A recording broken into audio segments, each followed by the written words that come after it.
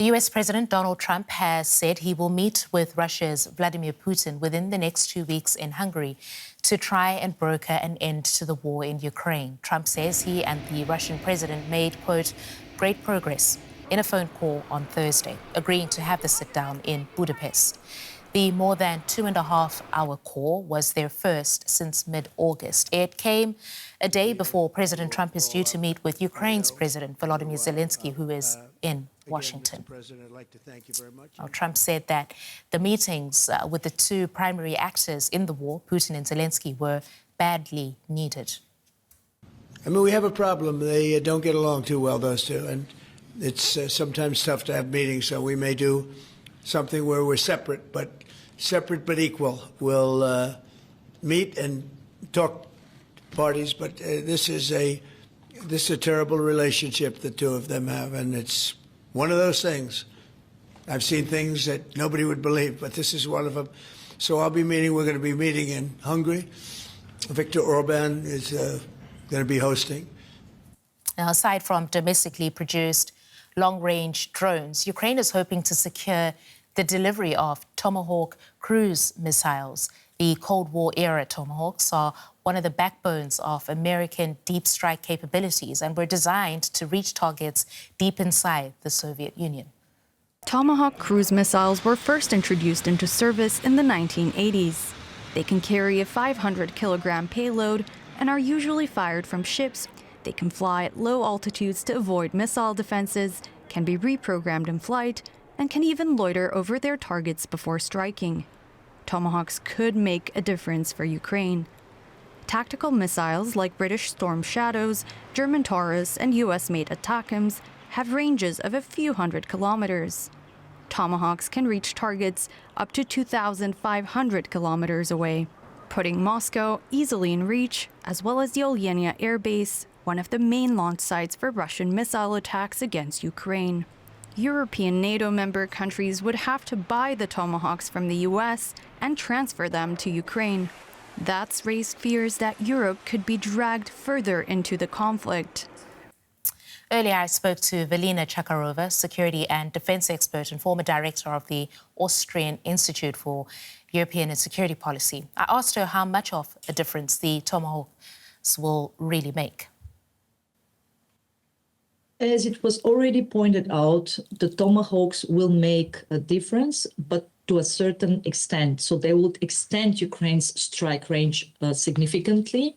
They will allow precision attacks deeper into Russian-controlled territories, as well as deeper into the Russian territory when it comes to logistics hubs or military bases.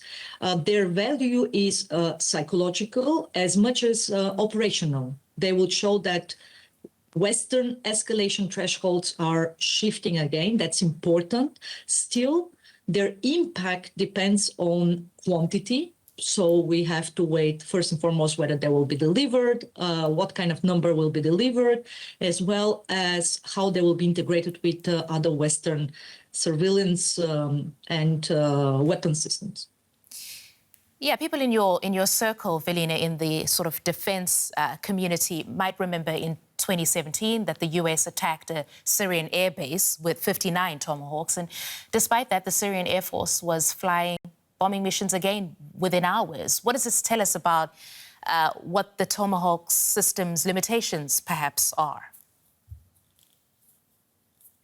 It tells us that they are not decisive weapons. They are rather tools of coercive diplomacy. In Syria, they send a message. In Ukraine, they would also raise the costs for Russia.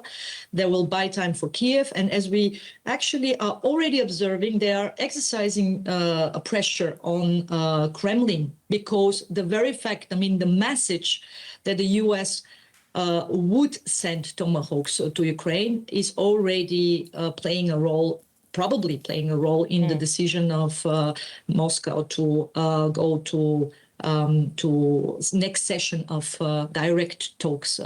What I mean, of course, is the probable Budapest meeting between Trump and Putin. Yeah, you talk about sending a message there.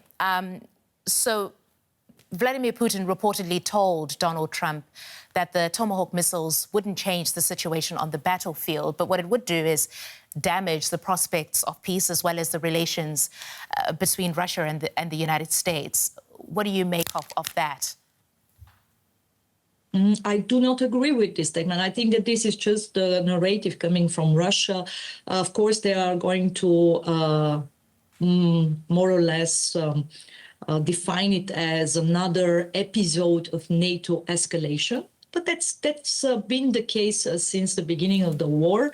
I would argue that actually this kind of messages, I mean, the very fact that Trump shifted his position by even announcing the possibility of the delivery of Tomahawks is already playing a positive role, because it's exercising pressure on Putin to come to the negotiation table, to come for talks, for direct talks. And I think that this is the way forward.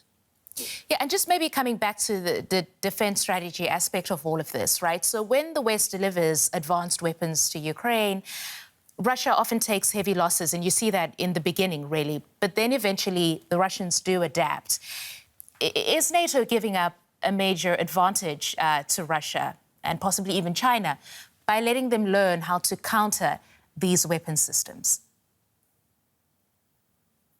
Well, again, we have to look at it in a more differentiated way. Yes, there is an adaptation phase, probably because of the speed and scope of deliveries. I mean, from the very beginning, the West has been committing to delivery of a lot of military aid, but the speed was quite questionable, which allowed Russia also to adapt to a certain extent. But this adaptation comes at a very high cost. Of course, Russia is learning on the battlefield, and at the same time, we should claim the same when it comes to Ukraine and when it comes to the European NATO members. So they are collecting also invaluable data on, for instance, all the Russian military countermeasures.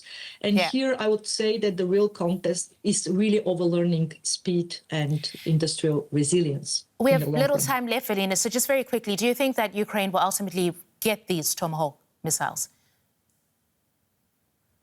I'm not sure now, given the new information coming from Washington about a possible meeting between Trump and Putin. I would argue that Trump will be cautious to send this kind of message ahead of the meeting. So for the next 2-3 weeks, so long as this is still on the agenda, I would expect that Trump would, step back from this announcement of delivery of Tomahawks to Ukraine. All right, that's Velina Tchakarova, security and defense expert. We appreciate your insights here on DW. Velina, thank you. Thank you very much. More on this. Let's bring in Marina Miron here. She's a military analyst with King's College London. Marina, there's intense discussion about whether the U.S. will provide Ukraine with long-range Tomahawk missiles. If Ukraine does get them, could that have a significant impact on the course of this war? Hello, Terry. What we have to understand here is that there are different variants of Tomahawk missiles. And it was developed to be launched from submarines or ships. The land-based version was scrapped and renewed again in 2019 after the U.S. exited from the Intermediate Range Nuclear Force Treaty. So the Ukrainians would certainly need the land-based version in order to be capable to launch these missiles. The other question is which variety will they get? There are different blocks with different warheads and different capabilities. And of course, in addition to weapon systems that are able to launch them, ground-based weapon systems and the missiles themselves, there will need to be intelligence, targeting data being provided. And it all takes time. It takes money. So the question is this going to be something that is going to change the correlation of power in military terms, or is this more of a political gesture by the United States if the United States decides to provide these missiles? And of course, most importantly, who is going to pay for them? Because Ukraine would need to receive quite a lot of these missiles in order to create a so-called critical mass, in order to make a change that is not just operational, but also strategic, and to deter the Russian side. And those questions need to be answered in order to understand whether these missiles can indeed influence the course of the war. And of course, we have to forget, we have to remember that the other side has a say as well, meaning that the Russians could respond symmetrically, taking advantage of their allies in Latin America, for one, Venezuela, Cuba, for instance. And I think that the US administration understands that. So it's a very complex matter. And of course, there are also fears that the Russians will interpret it as a step to a nuclear escalation. So a lot of question marks here as well. Overall, I do not think that they will strategically change the layout of the war, because I don't think that the US, if it provides these missiles, will provide them in sufficient numbers. So huge question marks about the Tomahawks, even if, whether they're delivered or not. When the West does deliver advanced weapons to Ukraine, Russia often takes heavy losses in the beginning, but then eventually it adapts.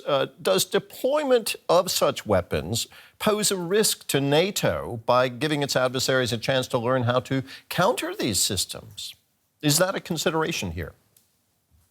Certainly, it is a consideration, and the same consideration there was with Storm Shadow missiles, the same consideration we had with Taurus missiles as well. There were debates within the German government in how it could undermine security, because during this war, as any war, any novelty on the battlefield has an immediate at least tactical or operational effect until the other side adapts. And we've seen both sides adapting. And so it's a constant contest between the two sides in terms of innovation, trying to innovate in the area of unmanned surface vehicles and unmanned air vehicles.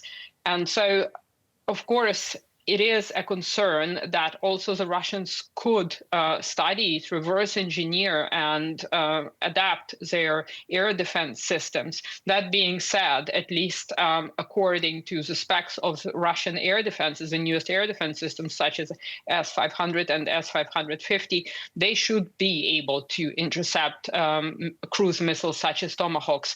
It is not clear what the capabilities are, how these systems, how accurately they function. So it is a huge gamble when firing these missiles into Russia proper. Marina, thank you very much for talking with us today. That was Marina Miron, military and defense expert with King's College London. Thank you for having me.